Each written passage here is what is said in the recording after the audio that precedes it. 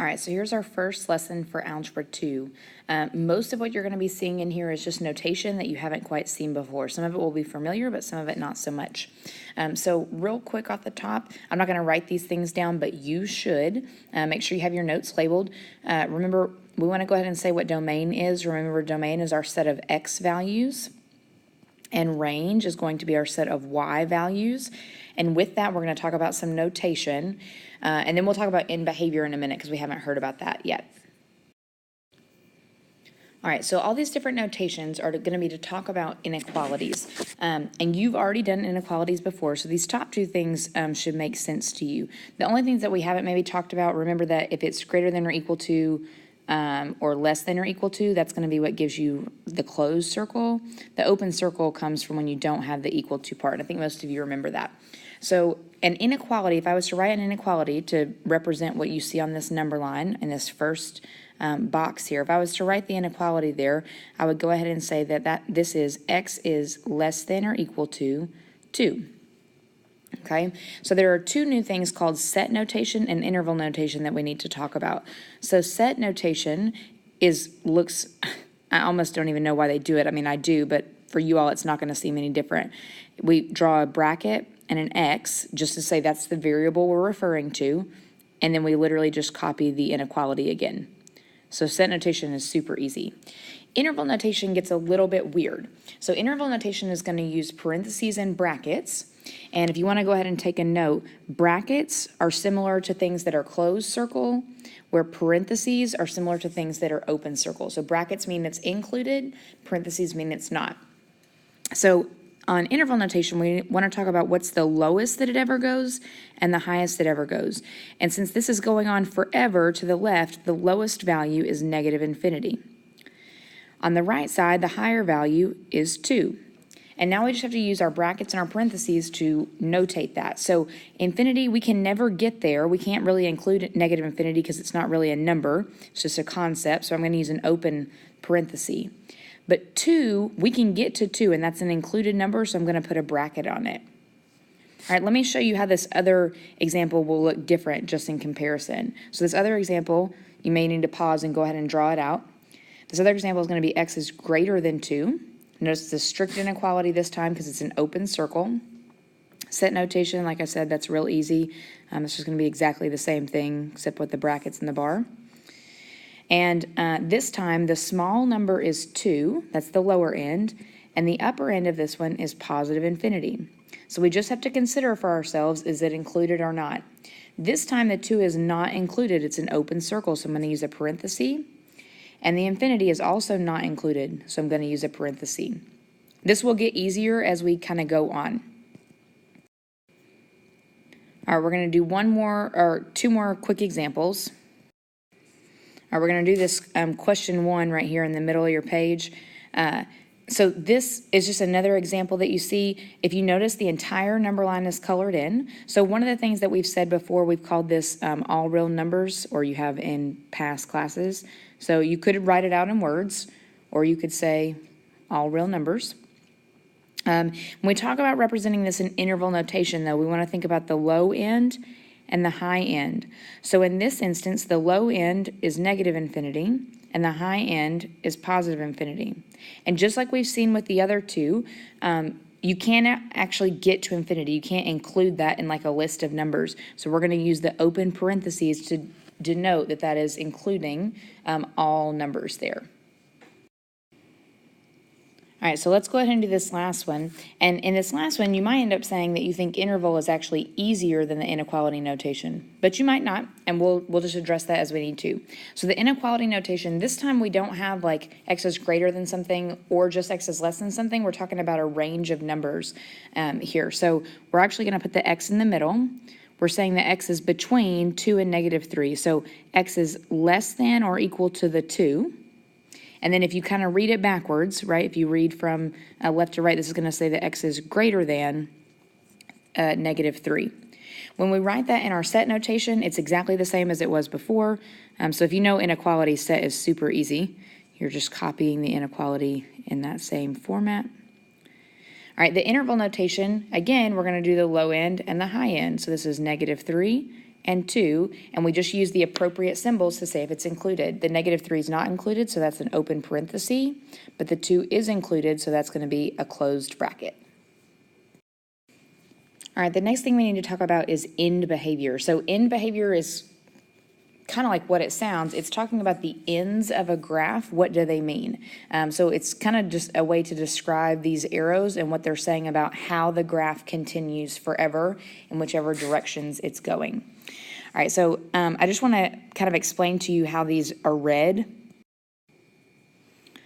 Okay, so if you'll follow along with me, this first statement says, as x goes to positive infinity. So if you think about the x-axis is running here from left to right. So positive infinity is going to be on the right and negative infinity is going to be on the left. So really what this is saying is when you move towards the right, what does f of x do? So f of x is going to be your y value, and it's really asking you a question here. It's saying, is it moving up or down? And the corresponding parts to that would be to say, so we've got f of x here. If it's moving up, it's going to positive infinity. If it's moving down, it's going to negative infinity. All right. This next one is very similar. If we read this one, it says, as x goes to negative infinity means as x moves to the left, or as the graph moves to the left, f of x is going to, and again, it's asking you a question. Are you going up or are you going down? All right, so let's look at just a few quick examples. All right, so what I tend to do, the very first thing I tend to do is label, kind of circle the arrows and just label what's happening. So on this first arrow over here, I'm going to say this is on the left side. This arrow is pointing to the left and it's pointing up. This other arrow is pointing to the right and it is pointing up. So if I go ahead and write my sentences, my first one, I'm just going to use that first arrow. I'm going to say, as x goes to the left, which is towards negative infinity, then f of x, this is the up or down question, is going up. So that's going to be going towards positive infinity. For the second one, I'll say, this time we're going to the right. So it's as x goes to positive infinity, because that's the right, f of x is going up. So that's f of x is going to positive infinity. Okay, if we do this example at the bottom, and I'll try to switch colors this time so you can kind of see the difference between, I've got one right here and one right here. So the blue one is going left, and this is kind of confusing. It's not going up or down. I don't know if you all can see that little like dashed gray line, but really that line is called an asymptote, and that just means it's getting closer and closer. So this is going to 0. It's just getting closer and closer to 0. The green arrow is going to the right, and it's pointing up. So if I go ahead and write my statements for the blue, it's going to be as x goes to the left, negative infinity, f of x. This time I'm not actually going up or down, I'm just going to the value 0. You may need to make a note for yourself about asymptotes right here. All right, for our green one, we're going to say as x goes to the right, positive infinity, f of x is going to go up, so f of x is going to positive infinity. All right, we've got 2 more things left to do. So the next thing I want to talk to you about is domain and range, and this is just kind of using that interval notation we talked about in practice. So remember, domain are going to be our x values. So if we think about this graph that you have here, notice that if I think in the x direction, which is left and right, these arrows tell me that my graph is going to end up going left and right forever. So that means that the domain is going to hit the entire x-axis. So my domain is going to be negative infinity to positive infinity. Or you could say that as all real numbers. All right, the range then are my y values. So on this one, if we think about in the y direction, notice the highest y value is going to be 0, and the lowest y value is negative infinity. And I know that because it's going to be going down forever. So if I go ahead and try to write my range then, again, my lowest value is negative infinity, and I use that open parenthesis, and my highest value is going to be 0. Now, this graph does actually hit 0, so we want to include 0 when we write the range. All right, real quick, here's our last example. So this example is going to work on graphing, but it's going to be on what's called a restricted domain. So let's pretend like we don't see this information about the domain for a second, and we're just going to graph the line. So you all know if you graph this, you're going to start at positive 2 on the y-axis. This is my slope, -1/2, which means to go down 1 and to the right 2, or up 1 and to the left 2 to create that negative slope. And I'm not going to connect them yet, I'm just making all the possible points that I can.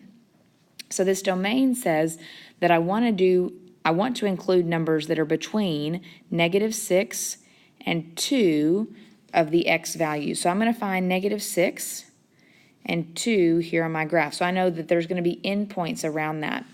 6 is going to be a closed endpoint because that says greater than or equal to, and 2 is going to be an open endpoint because that says less than. So we're just going to kind of track that to the points that we already have drawn, and that's going to make my final graph in green here be closed. It's going to be all connected in between, just as if you were making this on a number line, and then open on this 2 side because that's how it reads. The only other thing this question asks us to do is name the range, so we're going to do that. Remember, range are the associated y values. So I'm going to look for the lowest y value that I see and the highest y value that I see. The lowest here is 1 and the highest is 5.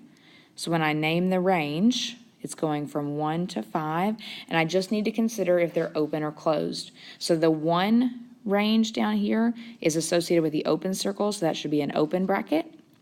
And the 5 is associated with the closed circle, so that's going to be a closed bracket. Notice I'm just tracking all the way across to see what I'm looking at there.